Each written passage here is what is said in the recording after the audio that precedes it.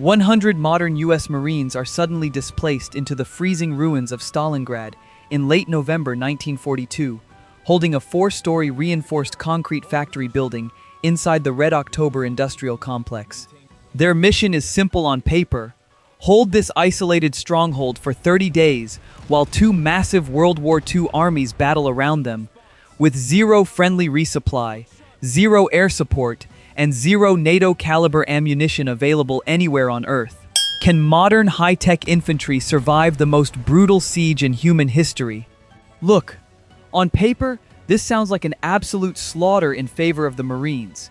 You have a reinforced rifle company equipped with modern M27 automatic rifles, thermal optics, ceramic body armor, and night vision monoculars dropped in front of 1942 infantry, relying on bolt-action Mausers and iron sights. But this video isn't a story about modern technology stomping history. It's a cold, analytical stress test of ammunition math, sub-zero battery failure, and absolute isolation. The year is 1942.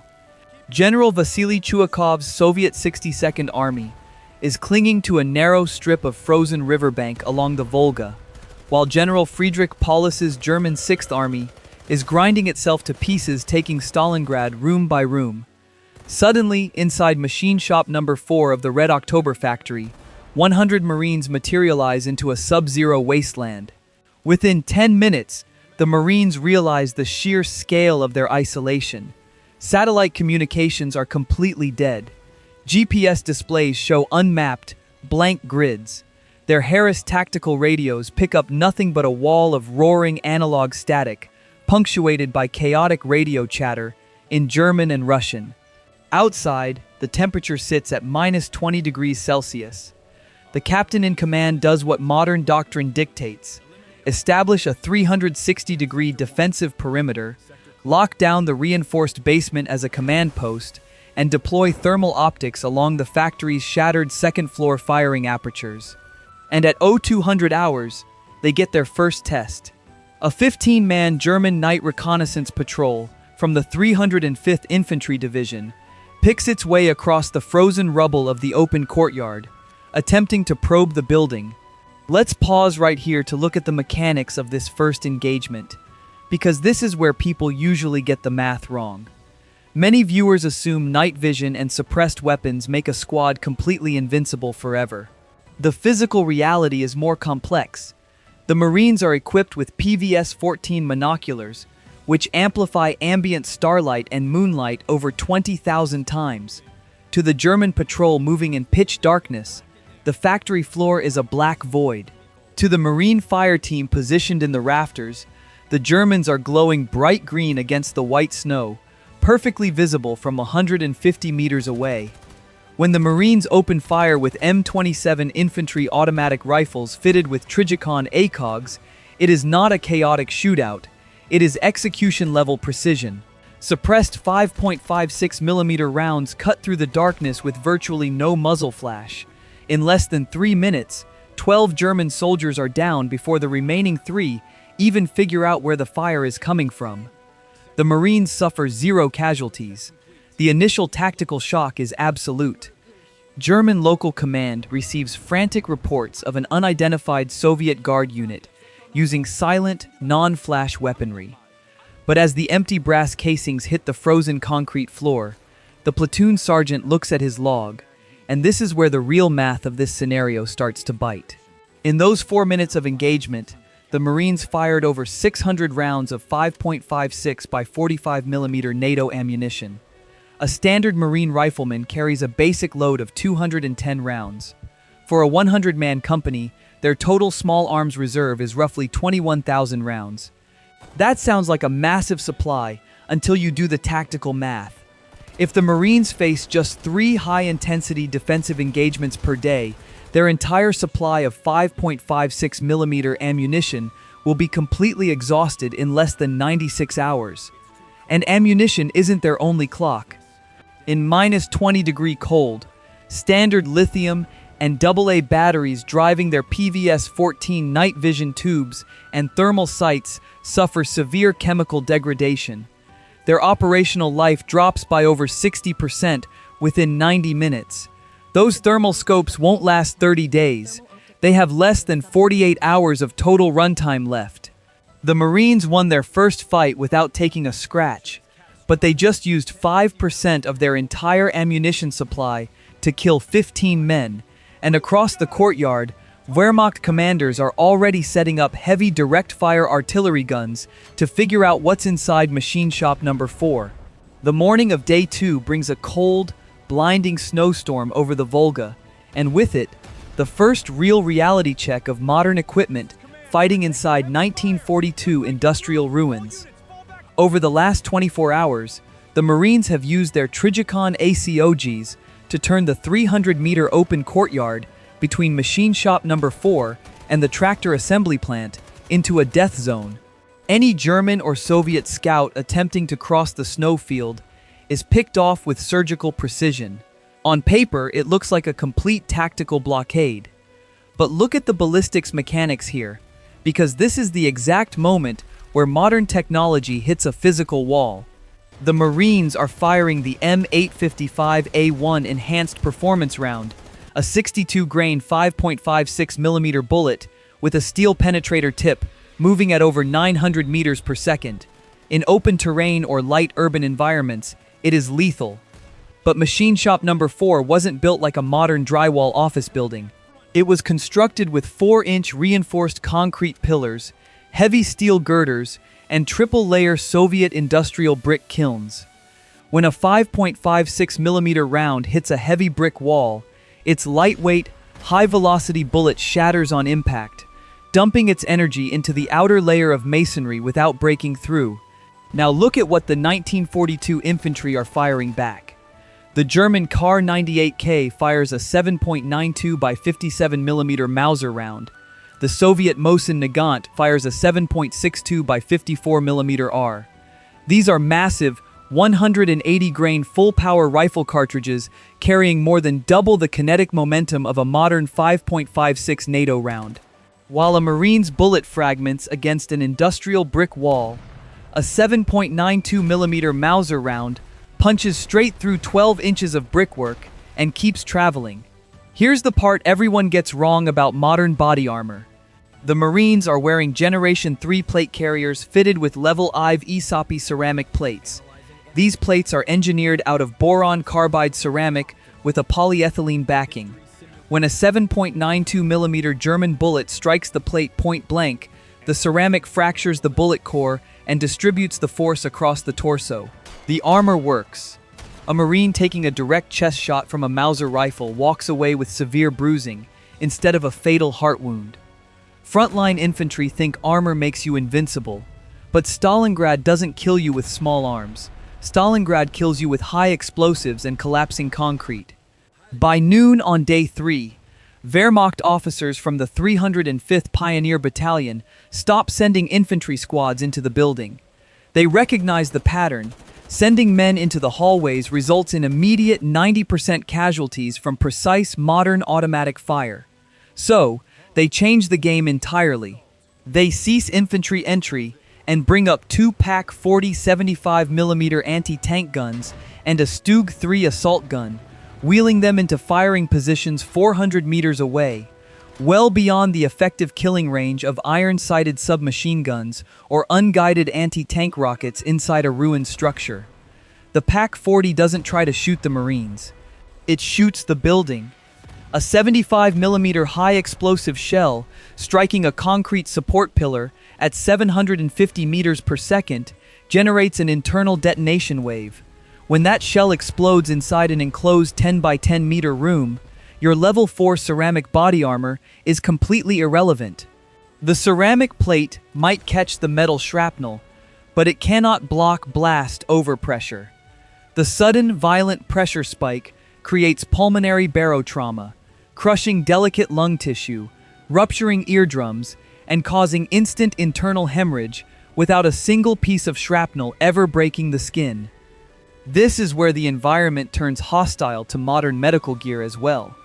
Modern CAT tourniquets and quick-clot combat gauze save 2 Marines who take heavy concrete shrapnel to their limbs, stopping arterial bleeding in seconds.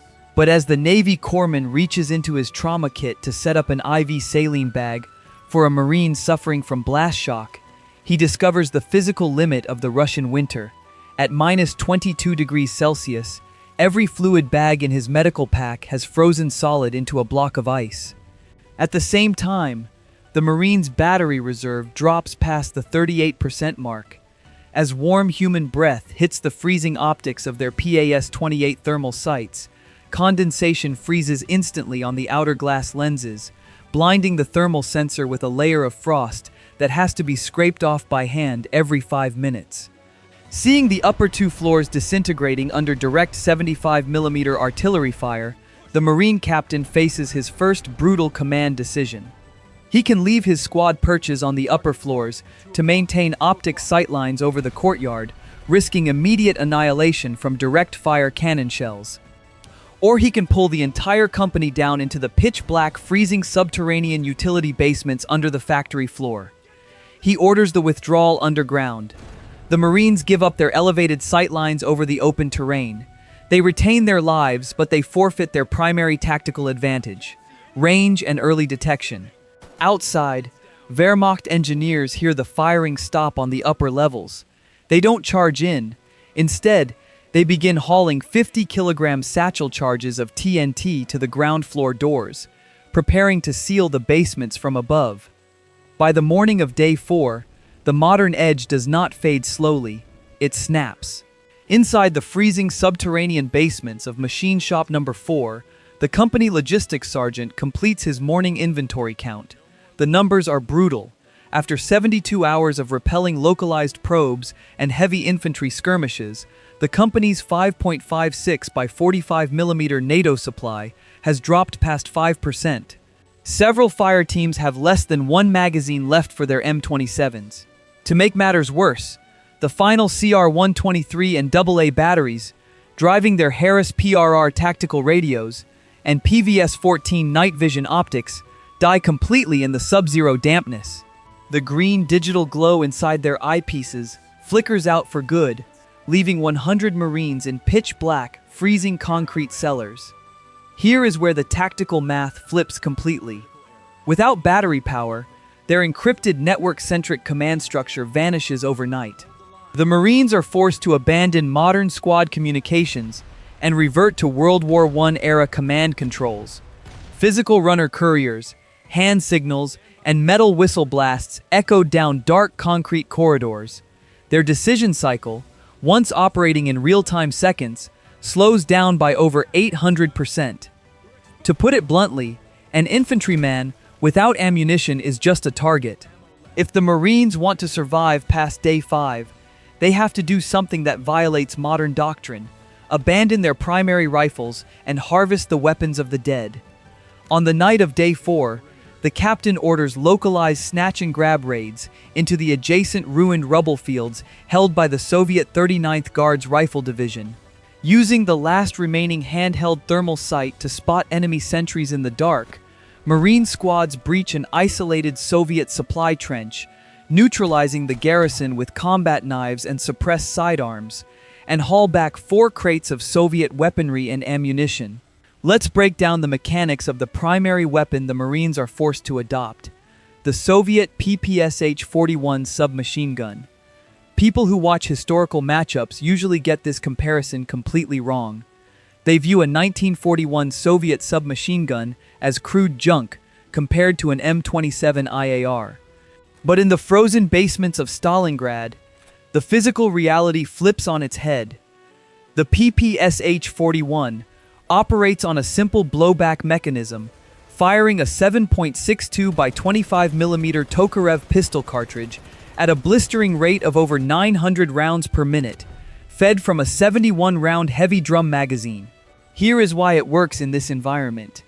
Modern M27 rifles require tight mechanical tolerances and specialized low-viscosity synthetic oils to cycle reliably. In minus 25-degree cold, standard oils freeze into a thick paste, causing light primer strikes and bolt cycling failures. The PPSh-41, by contrast, was built with massive mechanical tolerances and a chrome-lined barrel. It doesn't care about frozen mud, carbon sludge, or sub-zero frost. It will cycle continuously when submerged in ice.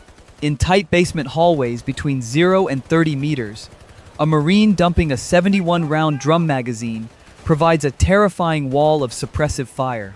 It doesn't penetrate heavy concrete walls, but inside a 10-foot wide sewer trench, it shreds soft targets faster than an automatic rifle. The first battle might be a showcase of modern technology. The fourth battle is a raw test of survival. Because adopting the PPSh-41 comes with severe tactical penalties that completely rewrite how the Marines fight. First, you lose all optical range.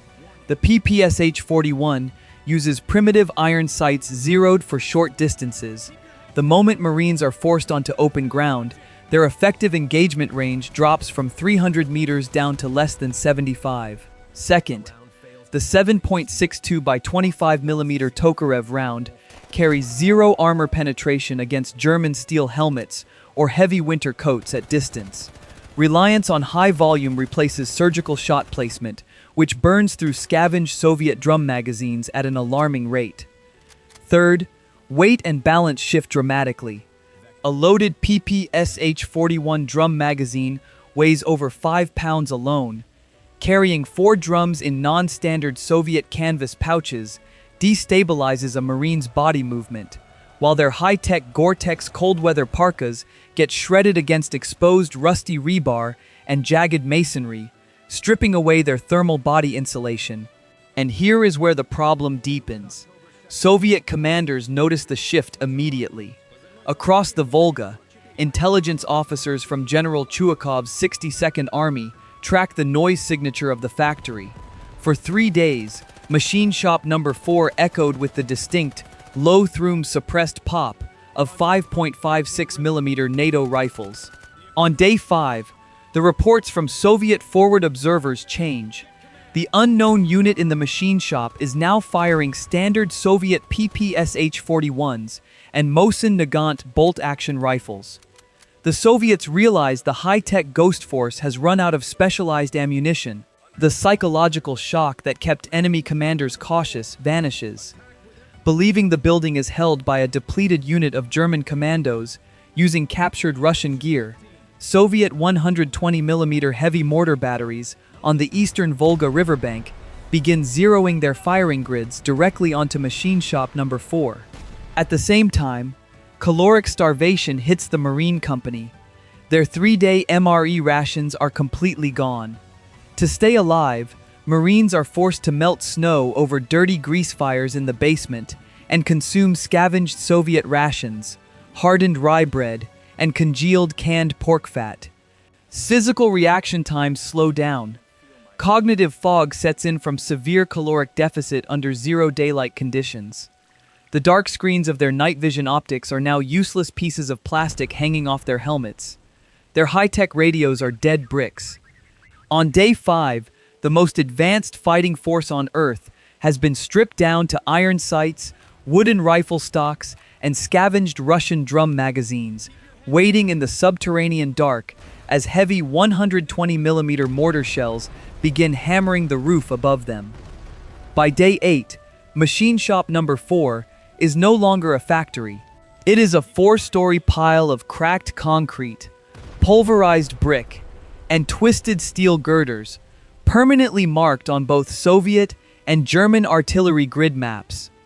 When modern infantry think about urban defense, they train for room clearing, sniper suppression, and doorway breaching.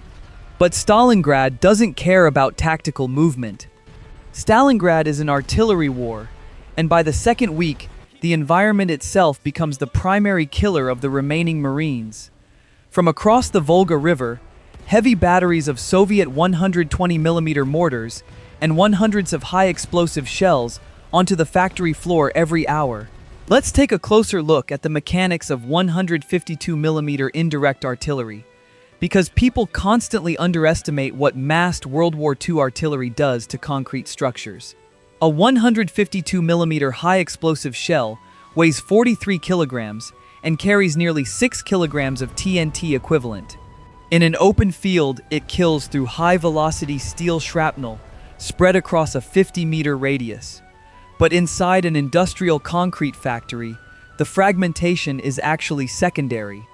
The real killer is structural overpressure and concussive ground shock. When a salvo of 3 152mm shells strikes the roof of machine shop number 4 simultaneously, the shockwave travels down through the structural load-bearing pillars at 5,000 meters per second. The reinforced concrete ceiling doesn't just crack, it pulverizes into microdust, dropping 20-ton slabs of solid floor directly onto the basement levels below. If a Marine is standing in a basement room, when a heavy shell impacts directly above, the air pressure wave compresses instantly inside the enclosed space. The sudden spike in barometric pressure causes internal pulmonary hemorrhaging, collapsing blood vessels in the brain and lungs without a single piece of shrapnel ever touching the body. Here is the cold, unvarnished truth about urban survival. Body armor cannot stop a ceiling from collapsing, and it cannot stop your lungs from collapsing under concussive blast pressure. This is where the environment turns equally lethal to their equipment. When the Marines arrived, they were wearing modern extended cold weather clothing systems, multi-layered Gore-Tex parkas, and synthetic insulation designed for extreme conditions. On paper, this gear is miles ahead of 1942 wool coats. But modern synthetic fabrics are engineered for open field mobility, not crawling over jagged industrial rebar and broken glass. Within 10 days of subterranean combat, the outer Gore-Tex membranes are shredded by exposed steel wire and sharp masonry. Once the waterproof barrier is punctured, fine concrete dust settles into the inner fleece layers. Concrete dust absorbs moisture, holding frozen slush directly against the skin. When synthetic insulation gets caked in wet industrial mud and freezes, its thermal efficiency drops to zero. Modern high-tech parkas become stiff, ice-encrusted rags that trap freezing cold against the body. Logistics pressure reaches a breaking point at the medical table. Modern tactical combat casualty care is built around rapid tourniquet application, sterile chest seals, and blood plasma transfusions.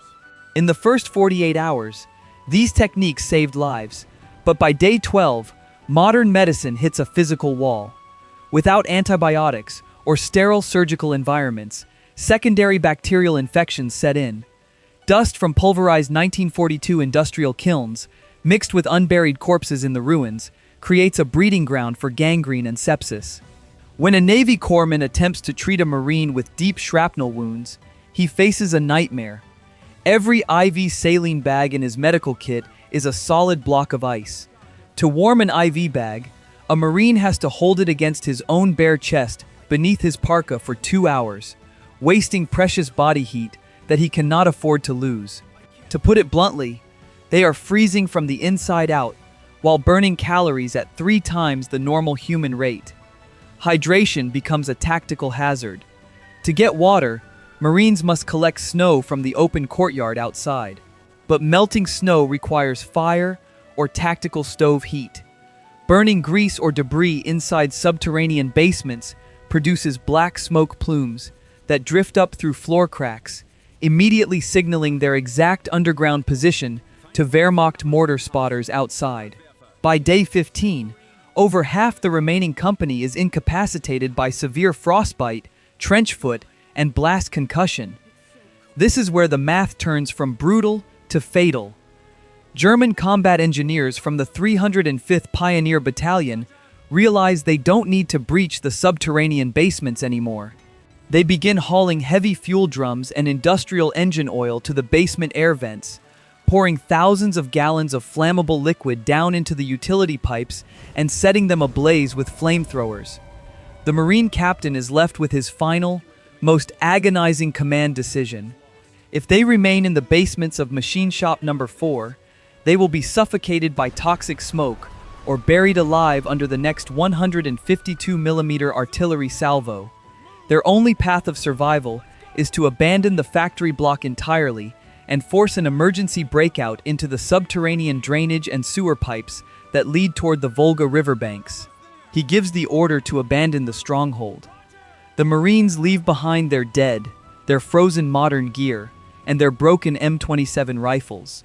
Armed only with scavenged Soviet PPSh-41s, trench knives and stick grenades, 45 surviving Marines crawl down into the pitch-black, freezing sewer pipes beneath Stalingrad.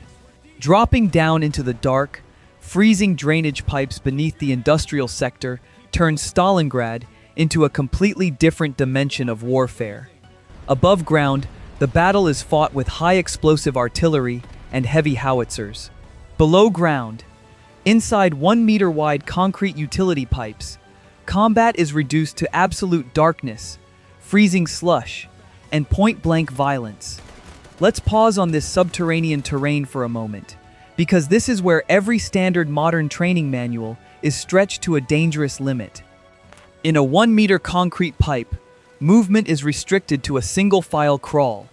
Sound physics in an enclosed cylinder amplify firearm muzzle reports by over 400%.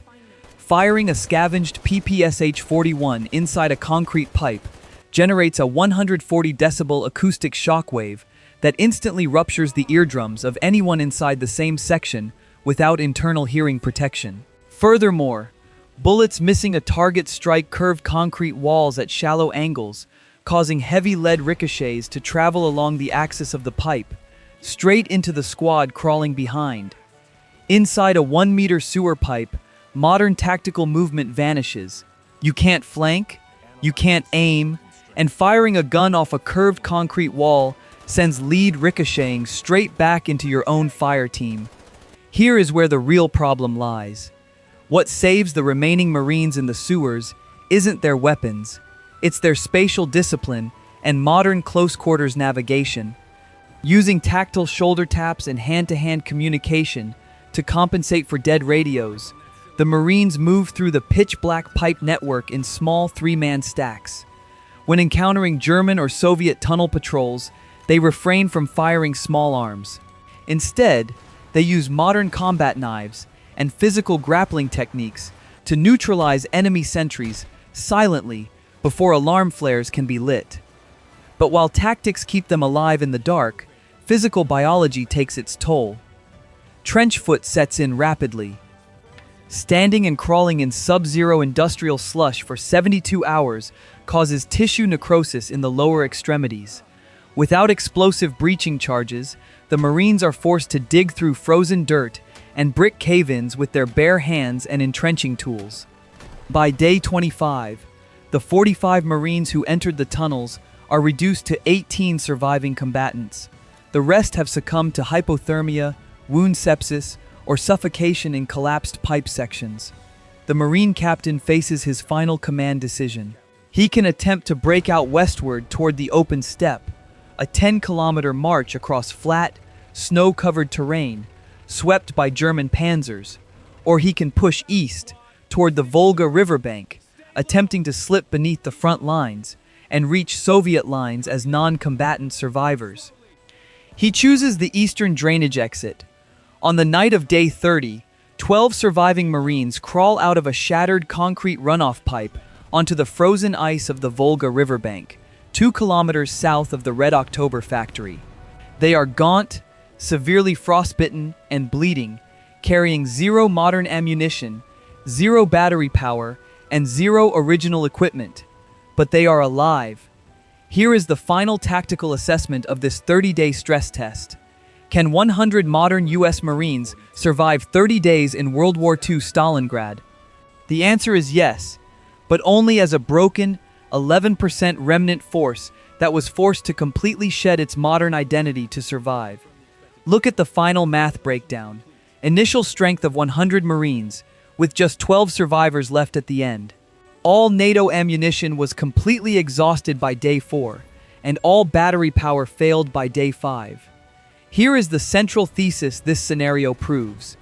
Modern military technology grants an absolute, terrifying tactical superiority in the first 72 hours of combat. Optics, thermal sensors, and precision rifles allow a small force to inflict staggering 20-to-1 kill ratios against historical infantry. But modern technology is not magic. It is an extension of an industrial supply line.